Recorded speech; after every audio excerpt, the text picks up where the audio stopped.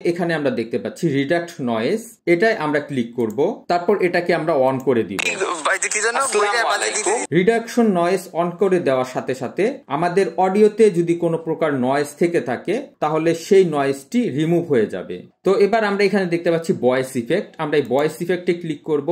তো এখানে আমাদের অনেক ধরনের ভয়েস ইফেক্ট আছে, এখান থেকে আমি যেই ভয়েস ইফেক্টটি সিলেক্ট করব, যেমন রোবট, আমি যদি রোবট সিলেক্ট করি তাহলে আমার ভিডিওতে যেই অডিওটি আছে সেই অডিওটি রোবোটিক টাইপের হয়ে যাবে। মাস্টারে আপনাদেরকে স্বাগত।